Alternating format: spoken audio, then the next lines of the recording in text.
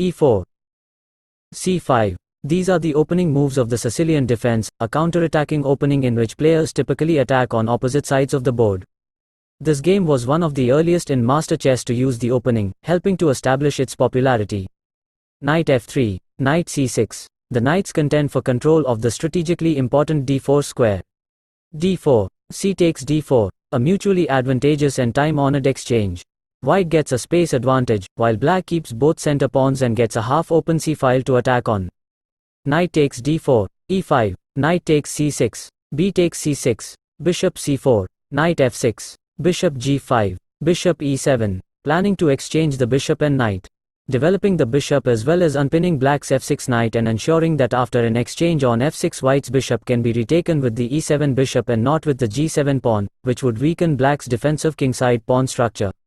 Queen e2, d5, bishop takes f6, bishop takes f6, bishop b3, short castle, a5, a takes d5, c takes d5, rook d1, d4, c4, queen b6, bishop c2, bishop b7. It is pretty obvious that black would have lost his queen if he had taken the queen's knight's pawn. Knight d2, rook a8, a frequent dilemma in chess play is which back rank rook to choose to cover a particular file. In this case, Le Bourdonnais made the good decision to use his a-file rook to cover the a-file, leaving his f-file rook in place, thus supporting the pawns that in turn support his passed d-pawn. Knight e4, bishop d8, c5, queen c6, f3, bishop e7, rook ac1, f5. Kasparov calls this the beginning of the end. Burgess, Nunn and EMMs remark that black wastes no time preparing a defense against a white queenside attack.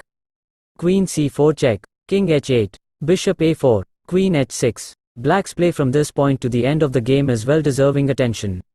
White's bishop pinned the queen against the rook, threatening to win the exchange. Black is unfazed. Bishop takes e8, f takes e4. Black unleashes a pawn tsunami that sweeps everything away before it. c6, a takes f3, rook c2, queen e3 check. Le Bourdonnais won the game with this move. King h1, a final mistake. White retreats into the corner, but is now powerless in the face of either of the pawn advances to d3 or f2. Bishop c8, bishop d7, f2, rook f1, d3, rook c3, bishop takes d7, c takes d7, e4, queen c8, bishop d8. White tries a last-ditch attack, but black just deflects it with his bishop. Queen c4, queen e1, rook c1, d2, queen c5, rook g8, rook d1, e3, queen c3. This move allows what Burgess, Nunn and EMMs call a truly magical finish.